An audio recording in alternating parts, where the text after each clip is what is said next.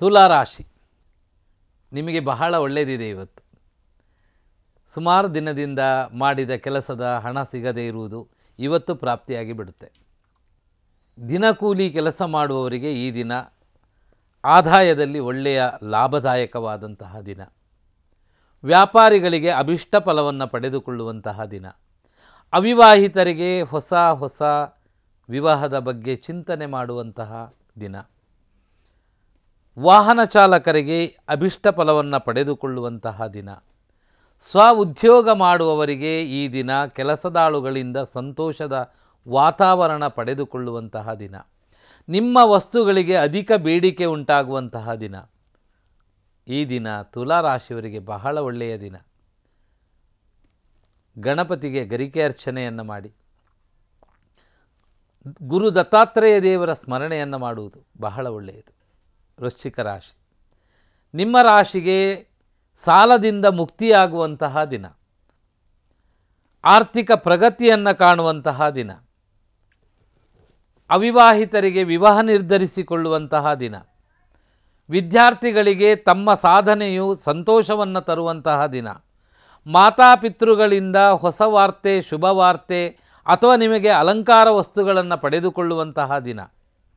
ವೃಶ್ಚಿಕ ರಾಶಿಯವರಿಗೂ ಈ ದಿನ ಬಹಳ ಚೆನ್ನಾಗಿದೆ.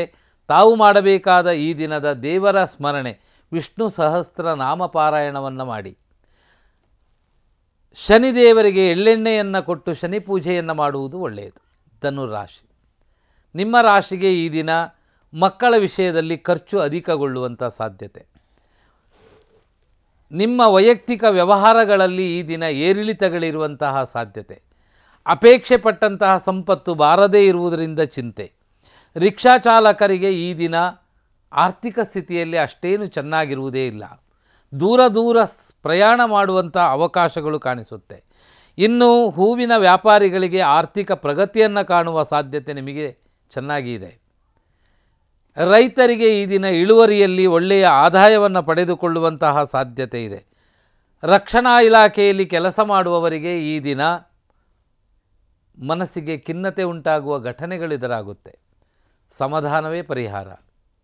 ಶನಿದೇವರ ಸೇವೆ, ಶಿವದೇವರ ಆರಾಧನೆಯನ್ನು ಮಾಡುವುದು ಒಳ್ಳೆಯದು. ಮಕರ ರಾಶಿ, ನಿಮ್ಮ ರಾಶಿಗೆ ಈ ದಿನ ಸಂತೋಷಪ್ರದವಾದ ದಿನ. ಬಹಳ ದಿನದಿಂದ ಆದಂತಹ ಗೊಂದಲವು ಮುಕ್ತಿಯನ್ನು ಕಾಣುವ ದಿನ. ಕೋರ್ಟು ಕಚೇರಿ ವ್ಯಾಜ್ಯಗಳಿಂದ ಮುಕ್ತಿಯಾಗುವಂತಹ ಸಾಧ್ಯತೆ ಇದೆ.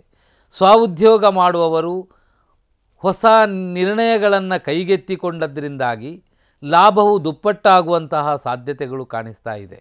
ಮಾತಾಪಿತೃಗಳ ಮೂಲದ ಸಂಪತ್ತು ಪ್ರಾಪ್ತಿಯಾಗುವ ಅವಕಾಶಗಳೂ ಈ ದಿನ ಇದೆ. ತಾವು ಮಾಡಬೇಕಾದ ಈ ದಿನದ ದೇವರ ಸ್ಮರಣೆ, ಶನಿದೇವರಿಗೆ ಎಳ್ಳೆಣ್ಣೆಯನ್ನು ಕೊಟ್ಟು ಶನಿ ಪೂಜೆಯನ್ನು ಮಾಡಿ, ವೀಳ್ಯದೆಲೆಯ ಮಾಲೆಯನ್ನು ಮುಖ್ಯಪ್ರಾಣನಿಗೆ ಕೊಟ್ಟು ಆಂಜನೇಯ ಸೇವೆಯನ್ನು ಮಾಡಿ. ಕುಂಭರಾಶಿ, ನಿಮ್ಮ ರಾಶಿಗೆ ಈ ದಿನ ಬಹಳ ಚೆನ್ನಾಗಿರುವಂತಹ ದಿನ. ಬಹಳ ಜನರ ಅಪೇಕ್ಷೆಗಳು ನಿಮ್ಮ ಪಾಲಿಗೆ ಈ ದಿನ ಆದಾಯವನ್ನು ಹೆಚ್ಚಿಸುತ್ತೆ. ವ್ಯಾಪಾರಿಗಳಿಗೆ ಅಭಿಷ್ಟ ಫಲವನ್ನು ಪಡೆದುಕೊಳ್ಳುವಂತಹ ದಿನ. ಕಬ್ಬಿಣಕ್ಕೆ ಸಂಬಂಧಪಟ್ಟ ವ್ಯಾಪಾರಿಗಳಿಗೆ ಈ ದಿನ ಆರ್ಥಿಕ ಪ್ರಗತಿಯನ್ನು ಕಾಣುವಂತಹ ದಿನ. ಗೃಹ ನಿರ್ಮಾಣ ಮಾಡುವವರಿಗೆ ಈ ದಿನ ಪುನರಪಿ ಹಣ ಪ್ರಾಪ್ತಿಯಾಗುವಂತಹ ದಿನ. ರೈತರಿಗೆ ಈ ದಿನ ಆದಾಯದಲ್ಲಿ ಅಭಿಷ್ಟ ಫಲ. ದೂರ ಸ್ಥಳದಿಂದ ಶುಭ ವಾರ್ತೆಯನ್ನು ಕೇಳುವಂತಹ ಸಾಧ್ಯತೆ. ಮಕ್ಕಳ ವಿಷಯದಲ್ಲಿ ಮಂಗಳ ವಾರ್ತೆಯನ್ನು ಕೇಳುವಂತಹ ಸಾಧ್ಯತೆ ಇದೆ. ಬಹುತೇಕವಾಗಿ ಶುಭ ಫಲ ಅಧಿಕವಾಗಿರುವುದರಿಂದ ಶ್ರಮ, ಸಾಧನೆ ಮತ್ತು ಸಮಯ ಈ ಮೂರಕ್ಕೆ ಮಹತ್ವ ಕೊಡಿ. ತಾವು ನಾಗದೇವರ ಸೇವೆಯನ್ನು, ರುದ್ರಪಾರಾಯಣವನ್ನು ಮಾಡುವುದು ಒಳ್ಳೆಯದು.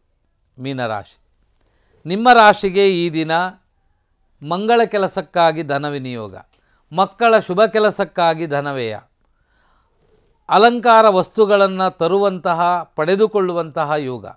ವ್ಯಾಪಾರಿಗಳಿಗೆ ಈ ದಿನ ಆದಾಯದಲ್ಲಿ ಅತಿ ಶುಭ ಅಥವಾ ಅಶುಭ ಅಂತ ಹೇಳುವ ಹಾಗೆ ಇಲ್ಲ, ಮಿಶ್ರಪ್ರದ. ಸಹೋದರರ ಮಧ್ಯದಲ್ಲಿ ಬರುವಂಥ ಅಸಮಾಧಾನಗಳಿಂದ ಮುಕ್ತಿ. ಭೂ ಸಂಬಂಧಪಟ್ಟ ವ್ಯಾಪಾರಿಗಳಿಗೆ, ದಲ್ಲಾಳಿಗಳಿಗೆ ಒಳ್ಳೆಯ ಲಾಭದಾಯಕವಾದ ದಿನ. ಆರ್ಥಿಕ ಪ್ರಗತಿಯನ್ನು ಕಾಣುವಂತಹ ಲಕ್ಷಣಗಳು ಜಾಸ್ತಿಯಾಗಿ ಕಾಣಿಸುತ್ತೆ. ಮೀನರಾಶಿಯವರಿಗೆ ಬಹುತೇಕವಾಗಿ ಶುಭ ಫಲಗಳು ಜಾಸ್ತಿಗೊಳ್ಳುವಂಥ ಸಾಧ್ಯತೆ. ತಾವು ಮಾಡಬೇಕಾದ ಈ ದಿನದ ದೇವರ ಸ್ಮರಣೆ, ನಾಗದೇವರ ಆರಾಧನೆಯನ್ನು ಮಾಡಿ. ಹಾಗೆ ದುರ್ಗಾದೇವಿಯ ಸ್ಮರಣೆ ಮಾಡಿ.